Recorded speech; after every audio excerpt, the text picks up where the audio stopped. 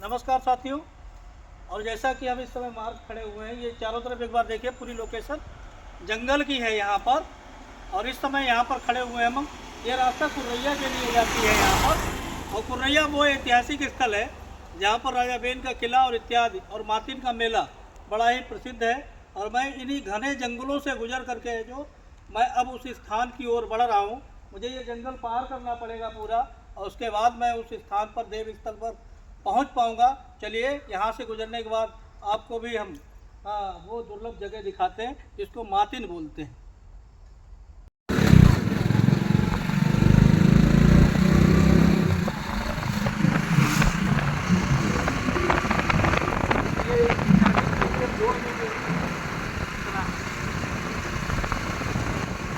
ये रास्ता है जो एक ऐतिहासिक स्थल के लिए जाता है जिसको मातिन बोलते हैं। जी बिल्कुल। हाँ, जो कि बहुत ही पौराणिक और ऐतिहासिक स्थल है। लेकिन यहाँ के रास्ते की दशा देख रहे हैं, यही रास्ता तो जाता है मातिन के लिए। यही रास्ता है। तो कभी यहाँ पर कोई देखने के लिए नहीं आता है कि इस रास्ते की क्या हालत है, जहाँ से हजारों की तादाद में लोग दर्शन करने के लिए वहाँ पर जाते हैं। काफी पर्यटक आते हैं, लेकिन उनको इन्हीं टूटे फूटे रास्तों से और पानी से गुजरना पड़ता है। तो कोई इस ओर ध्यान नहीं देता, कोई ध्यान नहीं देता। कोई ध्यान नहीं देता है।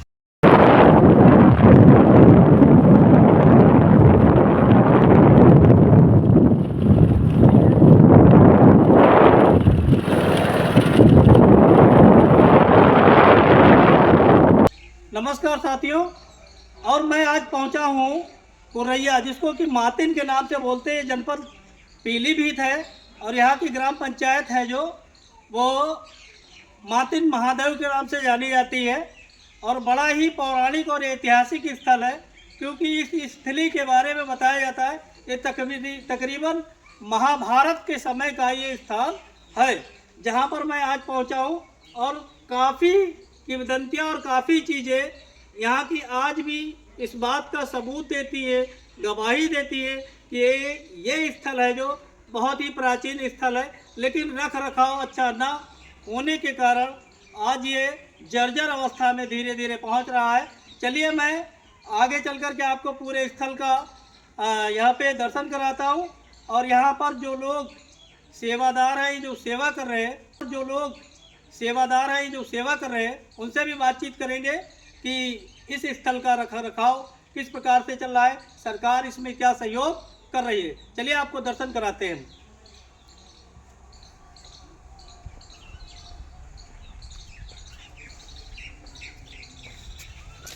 और ये देख रहे हैं, ये आज की नक्काशी नहीं हो सकती है, क्योंकि प्राचीन जितने भी धार्मिक स्थल और मंदिर इत्यादि पाए गए हैं जो राजाओं के पीरियड के रहे हैं, उनका निर्माण इसी शैली में किया गया है। इधर ईंटें भी आप देख रहे हैं, एक बार दीवार को थोड़ा सा दिखाएंगे।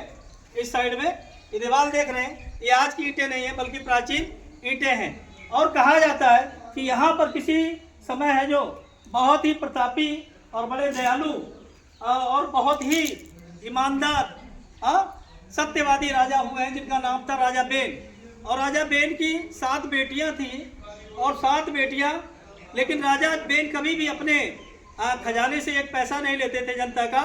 और जो अपनी मेहनत मजदूरी से जो उनको पैसा मिलता था, उससे वो अपने परिवार का भरण पोषण किया करते थे।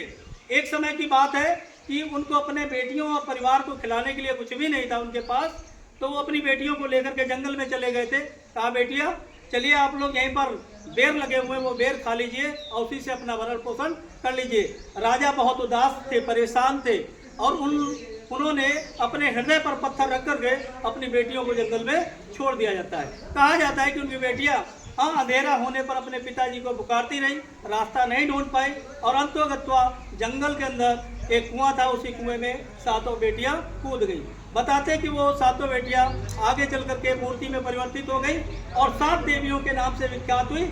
और उन्हीं 7 देवियों का स्थल ये मातिन स्थल कहलाता है, जो 7 देवियों का स्थल है। चलिए, आगे भी यहाँ की जानकारी हम लोग लेंगे इस स्थल की, लेकिन उससे पहले यहाँ की लोकेशन दिखाएंगे, यहाँ का तालाब दिखाएंगे। यहाँ का राजा बेन का जो किला था, जो कि ध्वस्त हो गया है, काफ़ी ऊंचा खेड़ा बना हुआ है, और उसके अवशेष आज भी इस बात का सबूत और इस बात की गवाही दे रहे हैं कि ये स्थल हमारा बहुत ही प्राचीन स्थल है। और इस जैसा कि मुझे यहाँ पर जानकारी भी मिली है, अभी क्या काफ़ी दिन से मैं इस स्थान पर आने के लिए इच्छुक था, और मुझे साथियों ने जो ऐतिहासिक चैनलों में चलते हैं, हमारे साथी बहुत सारे हैं, जो ऐसे ऐतिहासिक स्थलों को बराबर मुआयना करते रहते हैं, देखते रहते हैं। ये भी ऐतिहासिक स्थल है जो महाभारत के समय का माना जाता है।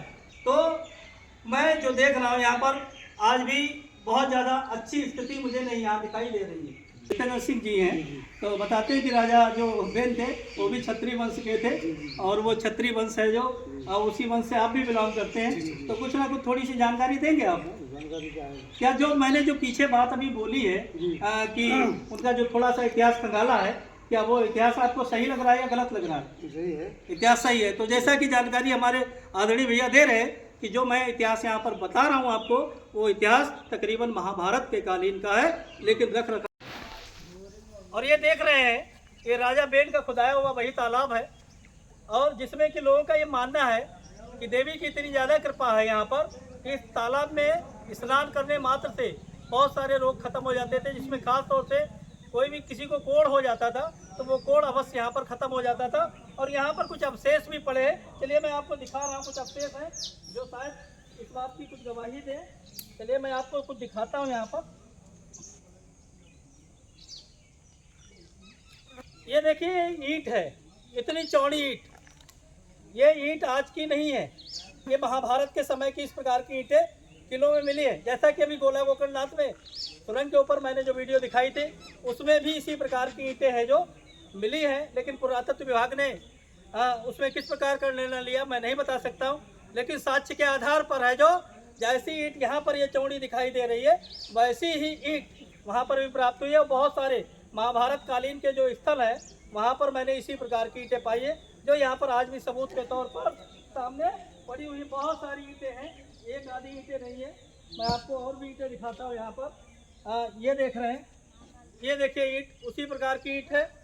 इसी प्रकार से यहाँ पर आप देखेंगे ये ईंटें देख रहे हैं आप, उसी प्रकार की ईंटें हैं।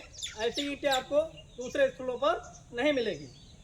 एक बार लोकेशन देखेंगे यहाँ की, लोग आप यहाँ की लोकेशन देख रहे हैं चारों तरफ की, थोड़ी सी दिखाऊंगा मैं। इधर भी उसी प्रकार से जैसे मैंने पुरानी ईंटें आपको दिखाई थी, जैसा कि पीछे ऐतिहासिक स्थलों पर वैसी ईंटें प्राप्त हुई है, ठीक वैसे ही कुछ अवशेष यहाँ पर भी मौजूद है। थोड़ा कैमरा आगे बढ़ाएंगे, मैं यहाँ से भी आपको कुछ अवशेष दिखाता हूँ। ये देखिए उसी प्रकार की ईंटें यहाँ पर भी आपको दिखाई देंगी। ये चौड़ी ईंटें जो आज की ईंटें नहीं हो सकती, ये खंडहर पड़ा हुआ ये इस बात का गवाही और सबूत दे रहा है। ऐसी ही ईंटें आपको मैं यहाँ भी दिखाऊंगा। ये देखिए ये सबूत है जो इसके सामने, ये एविडेंस है जो सबूत ऐतिहासिक स्थल का रखा हुआ है जो कि आपके सामने मौजूद है। इसी प्रकार पीछे कैमरा घुमाएंगे आप, यहाँ पर वो तपस्वी संत जन है जो जिन्होंने यहाँ पर देवी माँ की सेवा की और सेवा करते करते उनकी गोद में सो गए।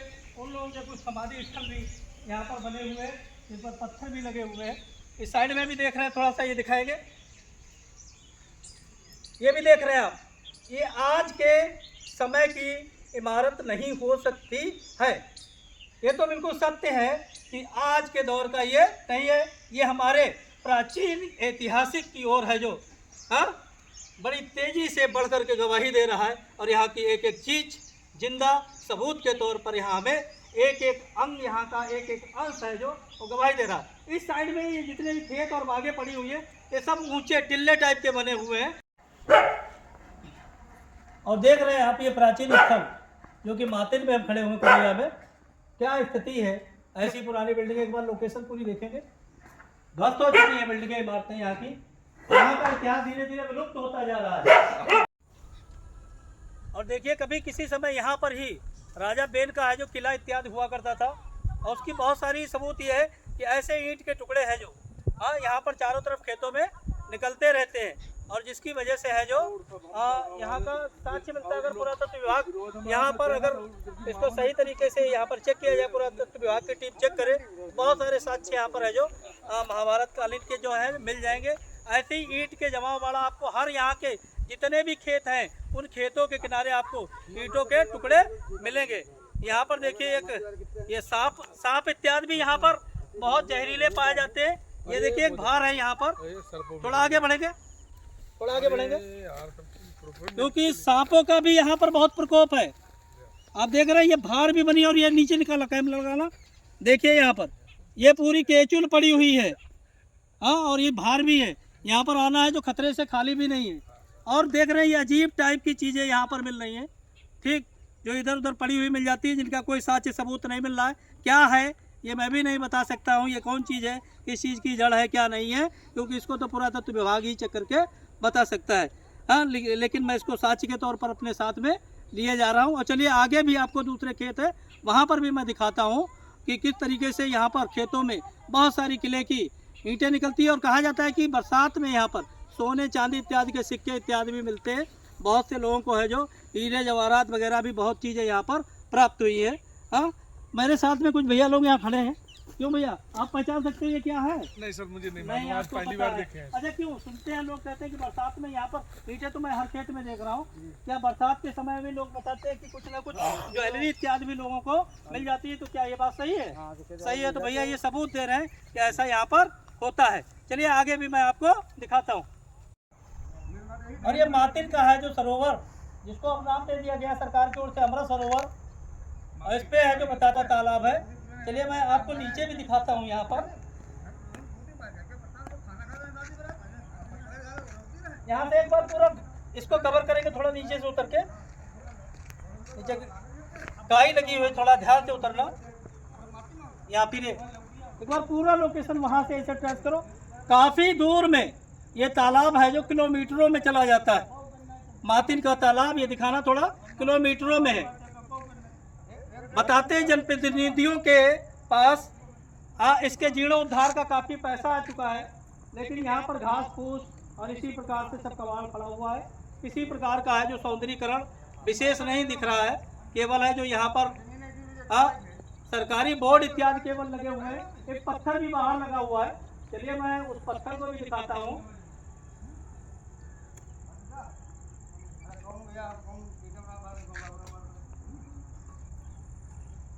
इधर देखेंगे थोड़ा सा। और यहाँ पर लोग जब कोई पर्व होता है तो उस पर्व पर है जो स्नान करने के लिए आते हैं, लेकिन देख रहे नीचे थोड़ा दिखाना, कितनी गंदगी है यहाँ पर, कितनी गंदगी है। और जबकि तालाबों का सौंदर्यीकरण होना और उनकी स्वच्छता होना ये हमारे लिए बहुत अनिवार्य है, क्योंकि पर्यावरण के अंतर्गत भी लें तो हमें पानी और तालाब इत्यादियों की स्वच्छता पर है जो नदियों की स्वच्छता पर विशेष तौर पर ध्यान देना चाहिए। चलिए दिखाते हैं कि कुछ यहाँ पर किसने ये निर्माण करा, उनका पत्थर भी लगा हुआ दिखाते हैं। और देख रहे हैं यहाँ की स्थिति बहुत अच्छी नहीं है। चलिए आपको एक पत्थर भी यहाँ लगा हुआ है, वो पत्थर भी मैं आपको दिखाता हूँ। यहाँ पर ये लगा हुआ है जिला पंचायत पीलीभीत द्वारा श्री नरेंद्र दामोदर दास मोदी, माननीय प्रधानमंत्री भारत सरकार, श्री योगी आदित्यनाथ जी माननीय मुख्यमंत्री उत्तर प्रदेश सरकार की प्रेरणा से और लोकार्पण किया है इसका। यहाँ पर डॉक्टर दलजीत कौर माननीय अध्यक्ष और हमारे यहाँ के माननीय सांसद वरुण गांधी जी, और इधर श्री संजय सिंह गंगवार जी जो राज्य मंत्री हैं, इन लोगों के नाम का यहाँ पत्थर, थोड़ा पत्थर आगे बढ़ के दिखाएंगे, जूम करके थोड़ा दिखा दे पत्थर। ये सामने थोड़ा गेट दिखाएंगे। और यहाँ काफ़ी लोग काफ़ी दूर दूर से दर्शन करने के लिए आते हैं। कुछ लोग यहाँ पर तालाब के पास दर्शन को लेकर के आए हुए हैं, इस तालाब का दर्शन करने। चलिए ऐसे ही एक व्यक्ति यहाँ पर है, उनसे भी मैं 2 मिनट बात करूँगा। और यहाँ पर है जो कुछ भक्त लोग हैं जो माँ मातिन के दर्शन करने के लिए बाहर से आए, उनका परिचय जानेंगे। ये आपका क्या नाम है? आप कहाँ से आए? कुटार से। आपका शुभ नाम क्या है? आप कहाँ से आए? पटियाल से आए। आप भैया कहाँ से आए? कटरा से आए। क्या नाम है आपका? जैसा कि आप देख रहे हैं ये इमारत बनी हुई नवीन इमारत है जो सरकार की ओर से, पर्यटन विभाग की ओर से यहाँ पर रैन बसेरा के लिए, यात्रियों के रुकने के लिए ये स्थान बनाया गया है। और इसी प्रकार से मैं चाहूँगा कि जो मुख्य स्थल है जो यहाँ का, जो तालाब इत्यादि है, उनका भी सौंदर्यीकरण अच्छे ढंग से कराया जाए। मैं उत्तर प्रदेश सरकार और माननीय मुख्यमंत्री योगी आदित्यनाथ जी से निवेदन करूँगा कि आप इस ऐतिहासिक स्थल पर अपनी नज़र डालें और इसका है जो जीर्णोद्धार करने की दया करें तो बहुत अच्छा रहेगा। जनता और बहुत सारे लोग आपके बहुत आभारी रहेंगे। बहुत बहुत धन्यवाद।